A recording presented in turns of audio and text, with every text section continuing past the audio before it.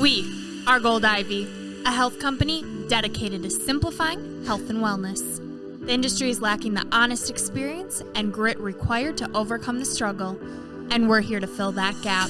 You decide what works for your daily life and how to transform our lessons into your gold.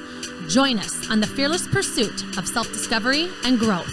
This is Ivy Unleashed, a Gold Ivy production.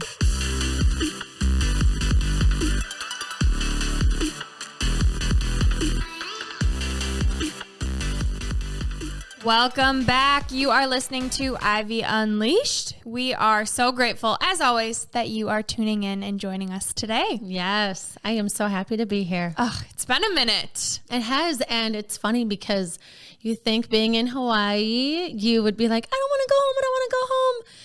But we had 8 days with 3 kids in Hawaii. It was wonderful. It was beautiful. It was everything, but it was a trip.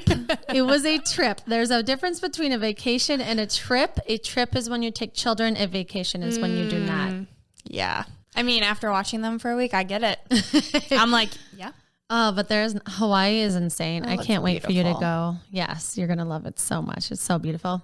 And we came back with a little guest in our home. Yeah, we have a special guest in the house. You'll see her walking around.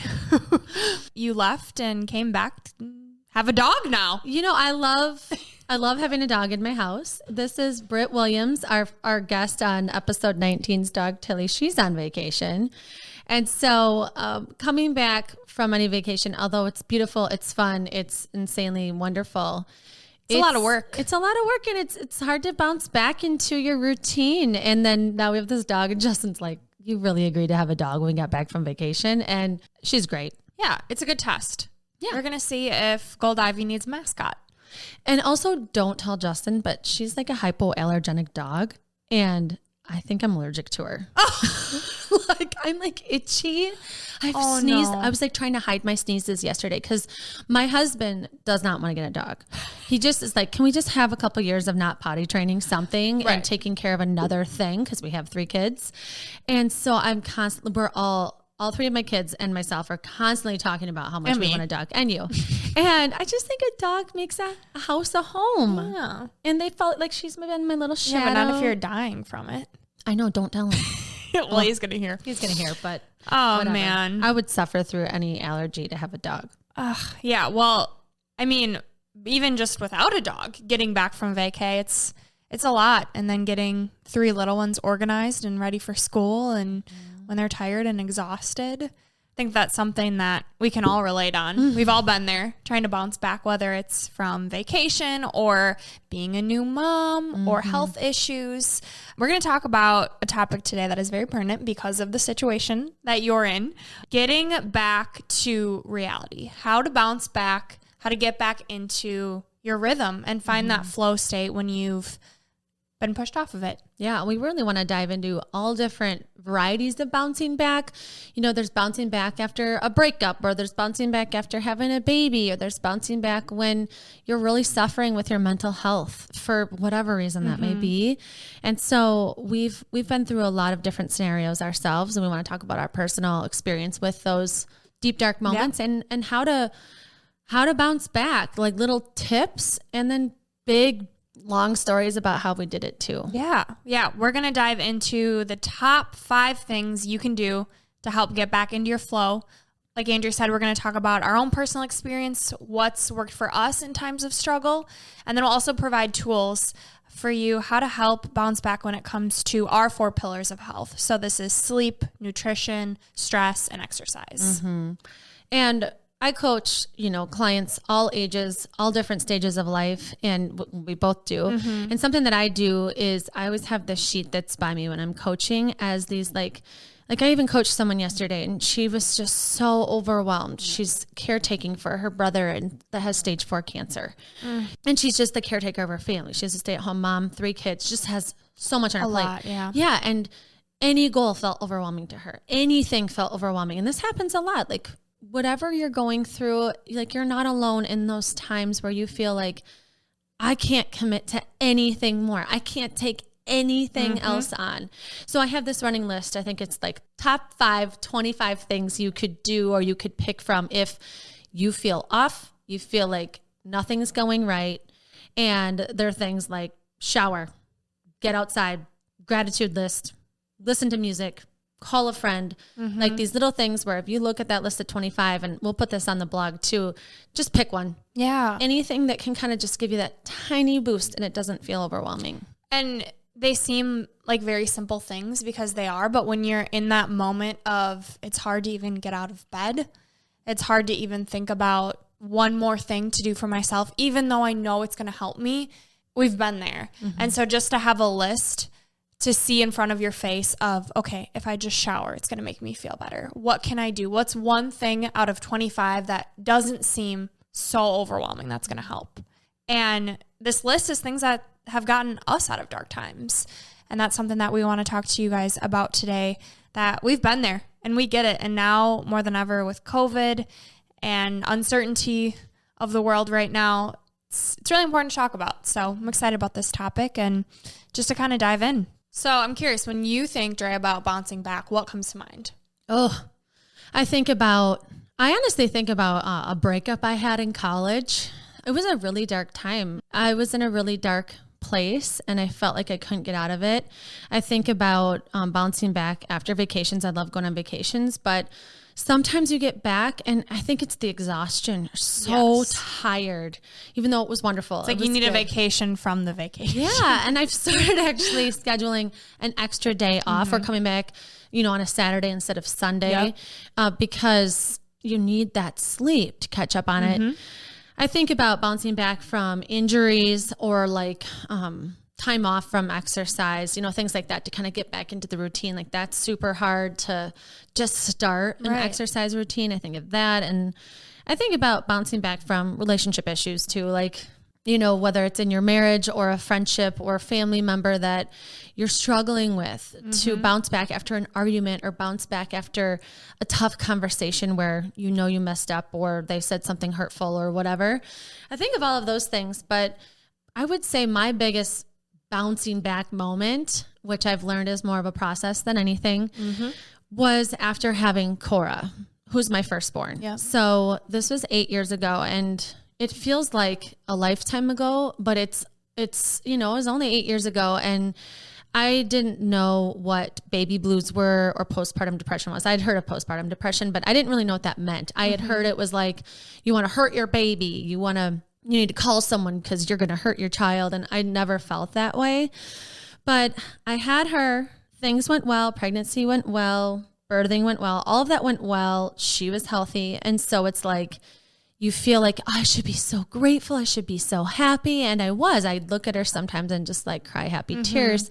But then I had these moments where I would just be so emotional and crying or feel so lonely. I felt really isolated and everything felt like a lot. Like if I got out the door with her, I felt like I ran a marathon. Like it was so hard, like to think about. Yeah. And it's, as an outsider, like before having kids or even like to think about it now, it feels like silly to think of a shower being overwhelming, but sometimes it is. Like to do that felt like a lot. And Justin would come home from work and be like, what'd you do today? And I'd be like, kept a baby alive? I don't even know. But I was doing something all day long, but like it looks the same as it looked when you got there. There's still dishes in the sink or I'm not showered. It looks like I literally never moved, but the whole time I was doing something. And that played into my mental health because, you have this job that you're bringing in money or accomplishments from tasks at work and all of a sudden you're not working. Well, your whole life has changed.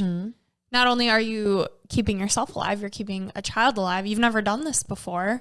I think it speaks to you don't know how you're going to react in any situation until you are in that situation. Right. And then your hormones are flying. You have a completely new life. And even the tips we're going to give today, it's like, I could have showered and that would have made me feel better. But in the moment, I'm so overwhelmed that even doing anything felt like so much. And I felt like I had this heavy weight on me at all times. And when after you have a baby, you go to the doctor and they do like a checkup on you, 8 to 12 weeks after, and they have you fill out this questionnaire of basically just seeing how you're doing emotionally. And I loved my midwife at the time. She was wonderful. And she, had me do the questionnaire and just chit chat and couldn't wait to talk about how awesome the birthing process went and whatever. But she didn't really check in on me the way mentally? That I needed. Yeah. And I know this now looking back. And then I had an appointment, a month or two later. And I said to her, I was really off. And she goes, I know.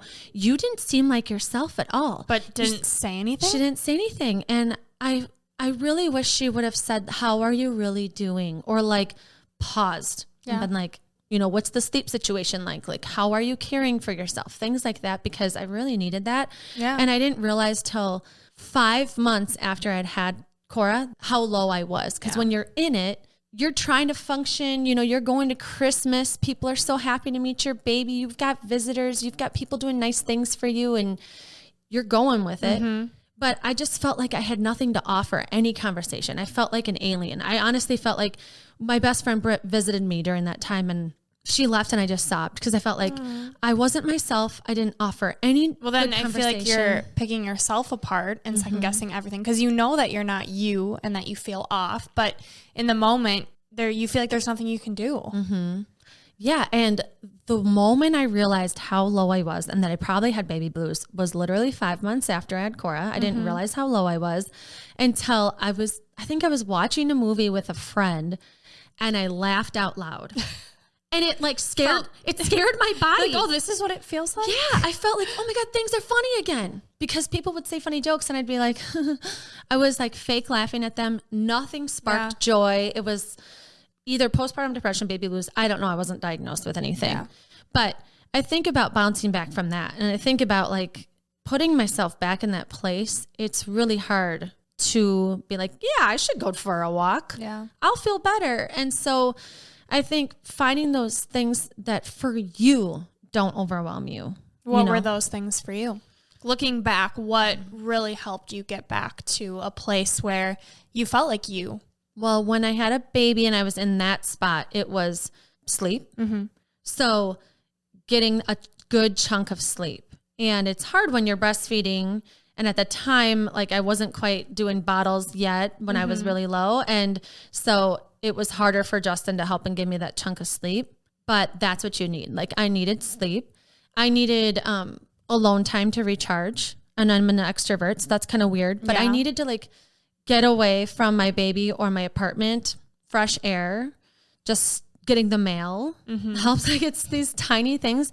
Showering for me was way too much. It felt really overwhelming. I would force myself to do it so I didn't stink. But Did you pick little things each morning to be like, okay, this is what I'm going to do for myself? Or I should have, and I didn't. Yeah. I was so in what I was doing for her and just trying to do the right thing, which was also a big part of my issue was that. What is the right thing? I never felt like I was doing enough. I never felt like, and so. I'm sure a lot of moms can relate that are listening. Yeah. And so what really helped me, what really got me through it was, sometimes people will be like, oh, just take it day by day. That was way too much for me. I needed to literally take it minute by minute. It wasn't even hour by hour. An hour overwhelmed me. Yeah. And so it was minute by minute. Right now in this minute, what am I doing? I'm feeding her. In this next minute, I'm putting this here. In this next minute. And then eventually I got to be able to build it up. But it was finding what doesn't overwhelm you with your next move. And sometimes it's the minute. It's not just a day. A day sometimes is too much. Mm-hmm. Yeah, I can't imagine, especially when you're feeling that low, but then you have to take care of another human. Mm-hmm. I will check on you, and people check on your friends, and it's not just when you have a baby. It's when someone isn't laughing the way they normally laugh, or they're not engaging the way they normally engage, check on them. And sometimes, how you doing? Oh my gosh, she's so cute. Or how you doing? Yeah. I know that you haven't been feeling great. Or, hey, you just had a child. Or I know that, life is really crazy right now. Mm-hmm. How are you? When someone says good, you say, how are you really doing? Mm-hmm. That's when you say that your midwife, you wish she would ask that. That's something that I think about every time I go to the doctor, right? And it wasn't until I explored outside of Western medicine and found alternative medicine and an acupuncturist, all these things that growing up I didn't even knew existed. And then to have someone who is in the medical field to say, well, mentally, how are you doing? Do you know that what you're eating and the way you're dealing with your emotions is affecting your stomach and this pain? And I'm like, what? There's a link? No. Yeah. It's very powerful. The question of how are you really doing?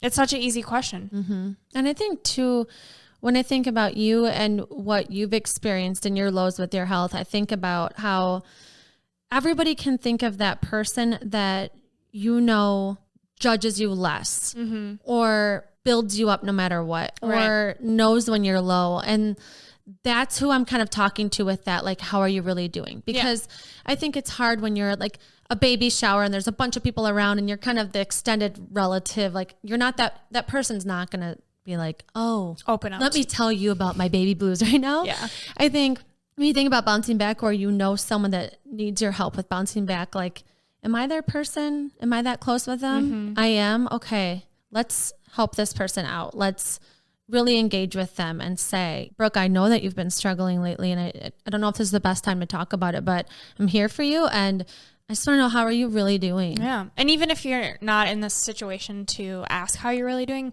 just simply saying, I'm here for you. Like, there's nothing that you can't tell me.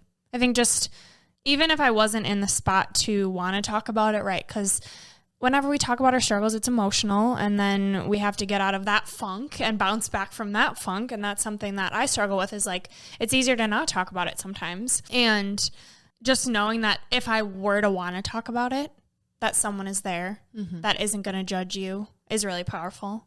So just putting that on the table. When I think about it the other way around, like, of course I'm here for you, right? But you need to tell people that. Like, we know that we would be there for someone, but a lot of times that other person doesn't want to be a burden. They don't want to talk about their struggles and bring you down with them. So just that simple comment of, I'm here. Just know even that. a text too.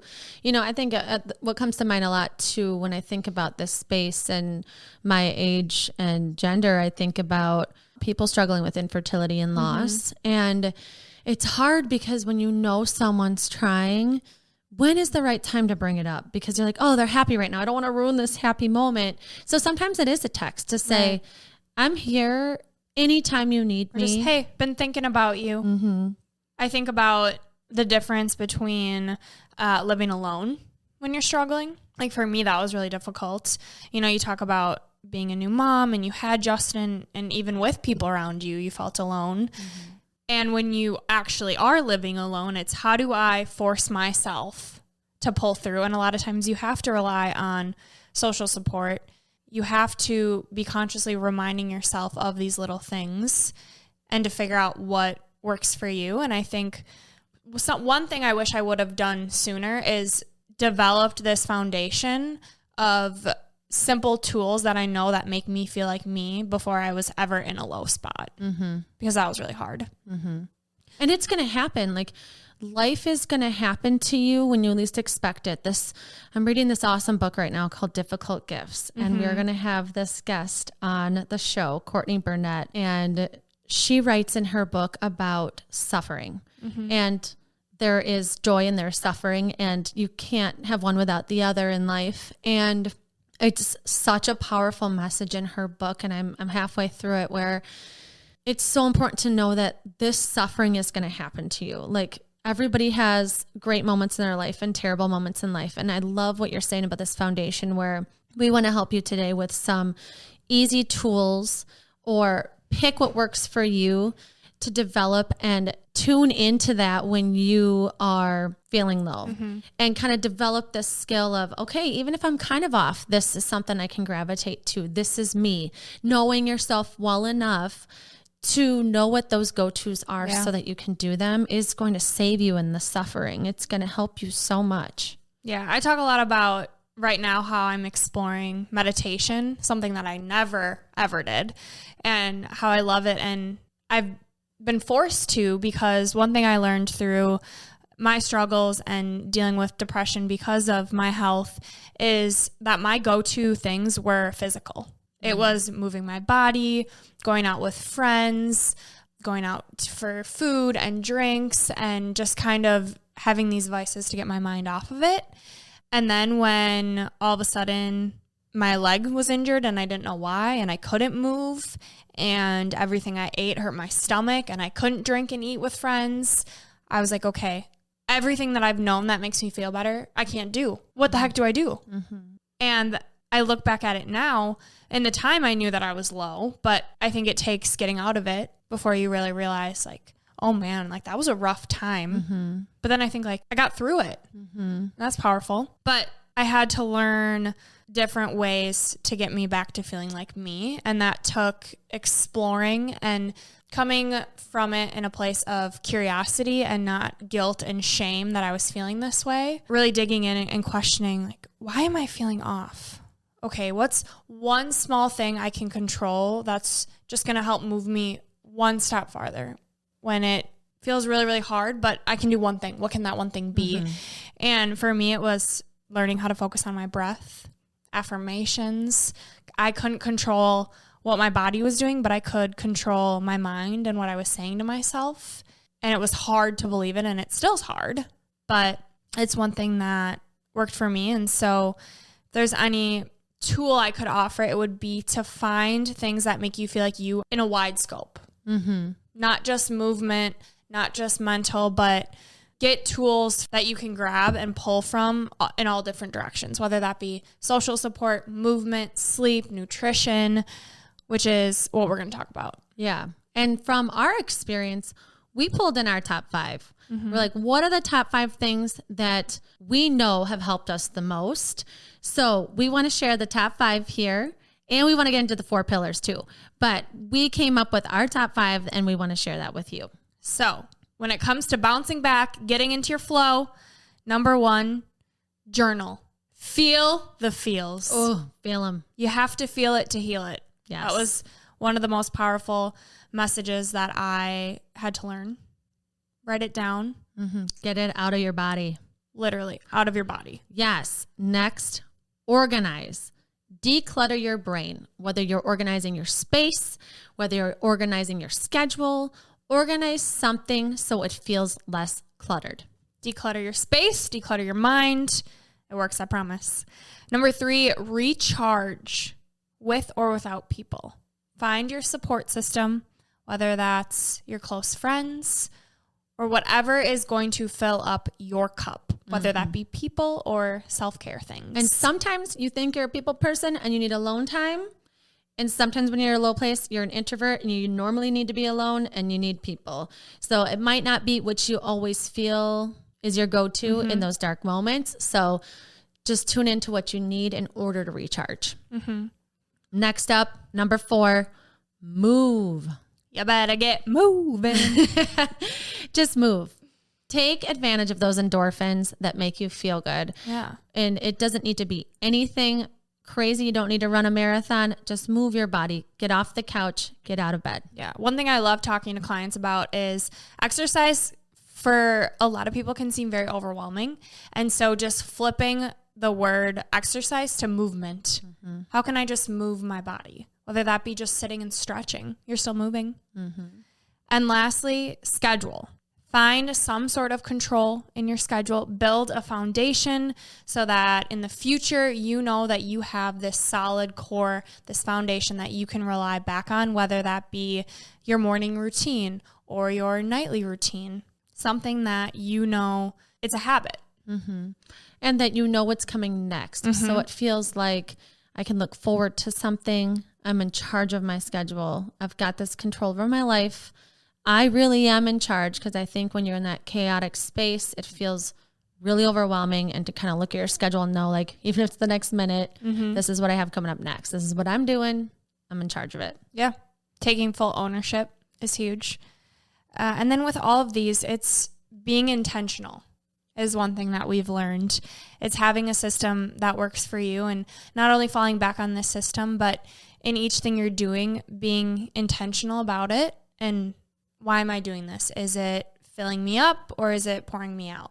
Mm-hmm. Can I do this right now? Is this in my best interest? Simple things that help you build momentum when you're stuck is also really important. we say a lot, and I've heard a lot of people talk about, why is it so easy when you're in motion to stay in motion? But when you're not, to build this momentum, it seems like you're climbing Mount Everest.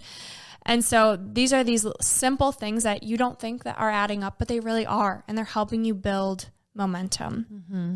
And the number one thing that I've learned is grace, giving yourself grace. Mm-hmm. And that, like we said, this low moment, this need of the bouncing back to yourself, this is going to happen so many times, and it feels overwhelming in the moment. You will get out of it. Mm-hmm. You will bounce out. You will get back to you. You will find a way. And what we've decided is to kind of dive into these 4 pillars of how jumping into them and acknowledging how stress, sleep, exercise, and nutrition can really play into this bouncing back, and really easy ways within each category to do that. Your go-to for each category. So number 1, we have stress, and our number 1 is meditation, focusing on your breath to bring you back to the moment. You know, studies show that when you're stressed, you have increased levels of the stress hormone, cortisol, and this produces many of the harmful effects of stress, such as release of inflammatory chemicals called cytokines. So when we have higher cytokines, we have higher stress. And this affects our sleep, promotes depression, anxiety, increases blood pressure, and contributes to fatigue and cloudy thinking. If you've ever felt that brain fog, this is why. So in an 8-week study, a meditation style called mindfulness meditation showed to reduce inflammation response caused by stress, decrease levels of these cytokines, which contributed to depression. Studies also show that focused attention meditation is like weightlifting for your attention span. The more you practice it, the more you have increased awareness, focus, attention. The best part is that it's free and it's accessible anywhere. So focus on your breath and become an observer of your thoughts. You can download an app. You can do square breathing, which is simply breathing in for 4, holding for 4, out for 4, hold for 4, and repeat. YouTube is great too. Yes. Like just type in focused breath meditation or 2-minute meditation, anything like that. It's free. And a lot of my clients will actually do that between meetings where they're like, oh, I don't want to talk with this client. So either before, after, or maybe both, they'll just type into YouTube, have their headset on, and do a 2-minute meditation, whether it's through an app that they picked or on YouTube. And it just helps walk you through. I mean, meditation can be overwhelming to people that have never done it. So let YouTube help you out. Yeah. And one thing I learned that is probably one of my favorite breathwork tips is if you need to wake up, to have a more powerful inhale. So that's going to stimulate you up. And if you're trying to relax, say you're having a stressful moment, anxiety attack, it's focusing on a longer exhale, breathing out and holding out longer. So if you're trying to wake up, focus on your inhale. If you're trying to relax, focus on your exhale. Next up, exercise, which we know I love talking about. If you need to bounce back, you need energy. If you want to bounce back from anything, that's what you need. And the easiest way to do that is to just move a little bit. Like I said, get off the couch, get out of bed, just move. Literally move to the kitchen. Yeah. It doesn't matter where you're moving. Take advantage of the fact that you have this free access to these endorphins in your body. And so I think thinking about the easiest way to move, like what is that for you? If you think about like, okay, walking's pretty easy. That doesn't overwhelm me. Then that's your thing. And remember that, like, I need something to do to move. Some people like, I could do jumping jacks, which is great because it gets your heart rate up. It will release some endorphins, even if it's just for a minute. Yeah. It's something. And so it's another free thing that you have access to. And again, YouTube is great to get ideas for, like, there's the scientific 7-minute workout. You ever heard of that? No. It's so great. Like, who doesn't have 7 minutes? Sometimes that can be overwhelming too, but you could pull it up and do 1 minute of it. Yeah. And it's ways to get your heart rate up, ways to get the endorphins into your body. And so know that you need energy to get through a tough time. That's what's going to get you moving. That's what's going to get you going. That's what's going to get your blood flowing and give you even more ideas of how to get yourself out of it. Yeah. And it's very hard to find that drive sometimes when you're off. So I want you to think right now, what is that for you? What is the thing? What comes to mind for you? Easiest form of exercise you could do in 1 minute. Stretching. Okay. Something to note is that studies show just 1 minute has a positive effects. So 7 minutes might seem overwhelming. Just focus on one. I know when I was in a really dark place, I was trying to figure out my leg and not being able to move without being in excruciating pain. I didn't have an answer, which just didn't help either. But for me, walking was overwhelming. Getting out of bed was overwhelming. And something that really helped me was Mel Robbins' 5-second rule. I knew that if I moved my body, I would feel better, but it was like I was stuck. Like I couldn't. And so counting down from 5, and when I hit 1, I was just going to move. And for me, it looked like just stretching. And then from stretching, it got to be yoga because stretching was less overwhelming than yoga. And then it was yoga, and then it was walking.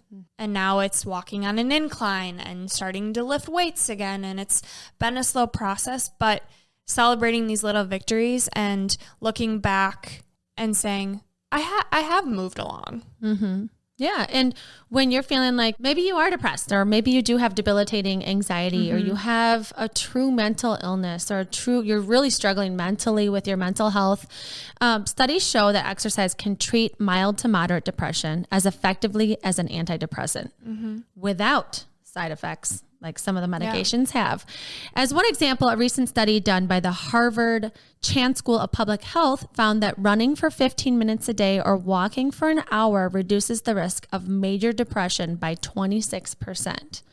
And so maybe it's not an hour of walking, maybe it's 10 minutes of walking or whatever it may be, that knowing that can really lower your risk of depression or get you out of this depressive state is super powerful. And lastly, I just want to say that movement builds your self-esteem. When you decide that you're going to move or you're going to commit to doing something and you do it, it builds your self-esteem. And that's what you need when you're trying to bounce back from anything. You know, people talk about the revenge body after a breakup, or you decide you want to do race or something like that. And it can really build your self-esteem. You know, obviously start small, but think about, you know, what could I kind of commit to with movement that could really build me up? Yeah. What would just be a good starting point? Because ultimately the only thing that matters is that you start, because once you start, you will build momentum. You will notice that these little bursts of movement are making you feel better, and you want to feel better. And so you're going to keep doing them. So just start. Yes. And if you do have an injury and that seems too overwhelming, know that there are other places you can start, like breath work, also nutrition. One of the biggest ones is focusing on your water intake. Studies show that by just upping your water intake, it boosts your mood, your energy. Drinking water has been shown to help activate your metabolism. Now I'm thirsty. And a boost in metabolism has been associated with a positive impact on energy levels. And dehydration may result in fatigue and confusion as well as anxiety. So if you are really tired, if you are struggling mentally, I would encourage you to focus on drinking some more water. It's free.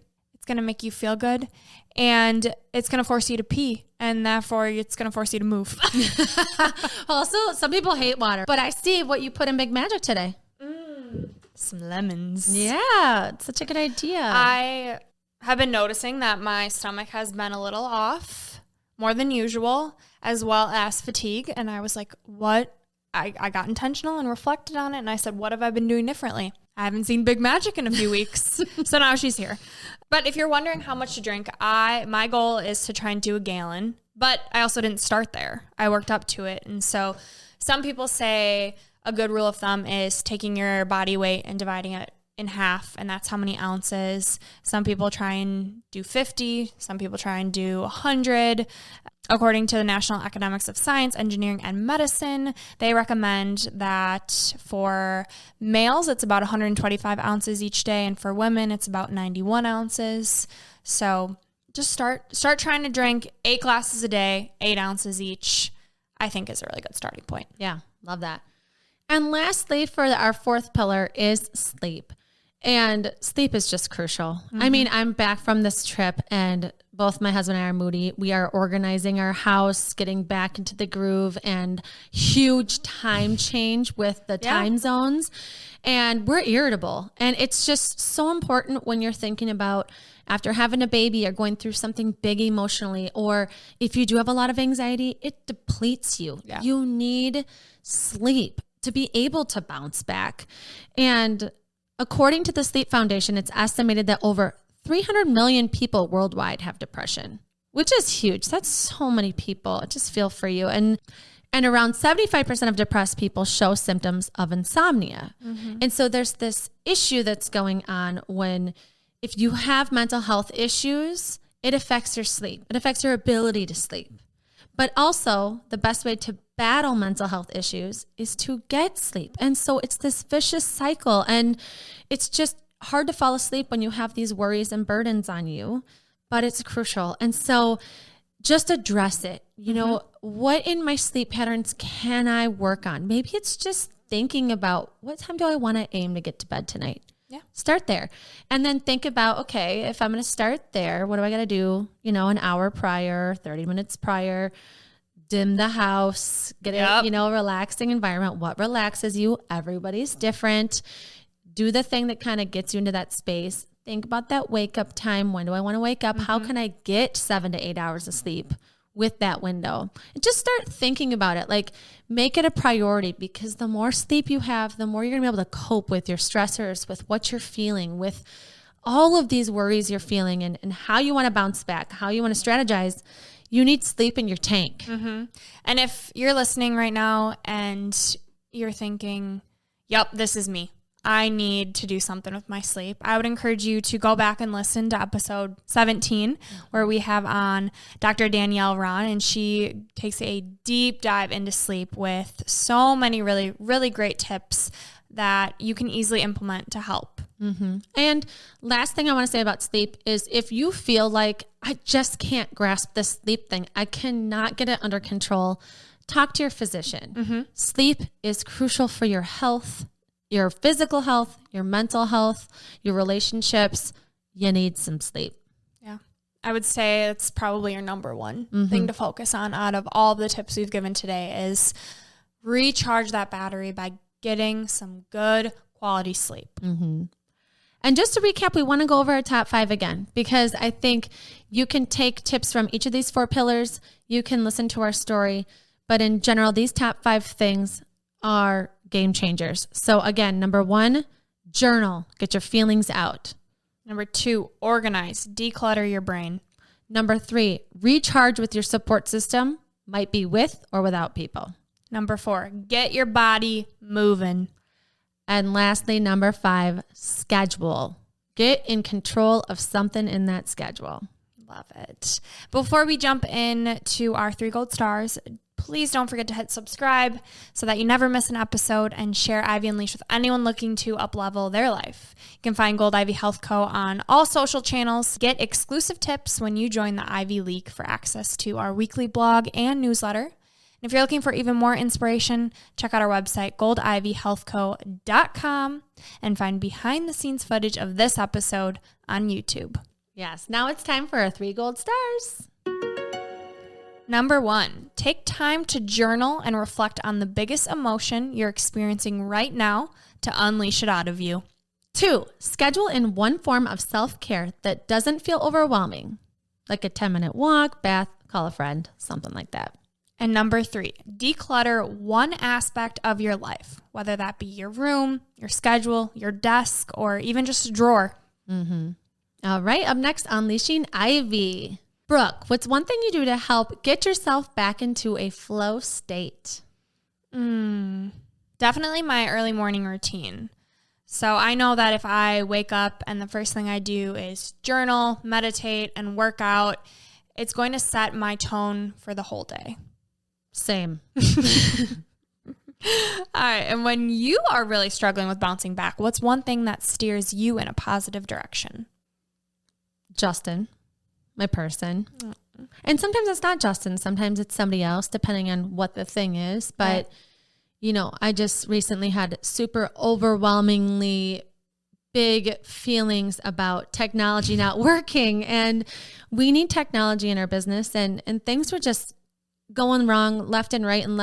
And it sounds like a trivial thing, but this business means so much to me, and I don't want to ever let you down or our listeners down. And we didn't even know if we were going to be able to get an episode out this past Monday, and it was killing me inside. And I was just feeling so overwhelmed. And I was just like, I just need Justin. I just need to look at him and have him help me take a breath and have him help me figure out what is the next right move. I don't even know. I felt so overwhelmed.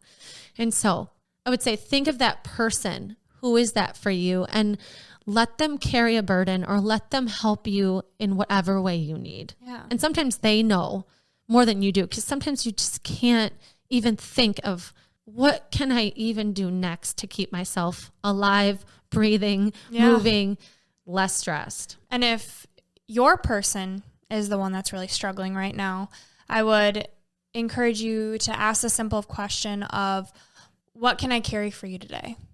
What burden, what stress, how can I help? Just letting them simply know you're there.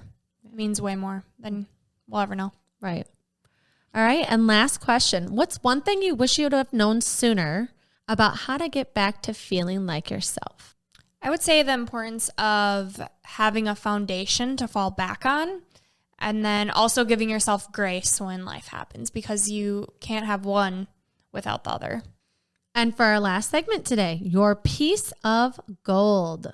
This week's piece of gold comes from Gabrielle Bernstein. She says, in any moment, no matter how far down the negative path of fear you've gone, you can choose again.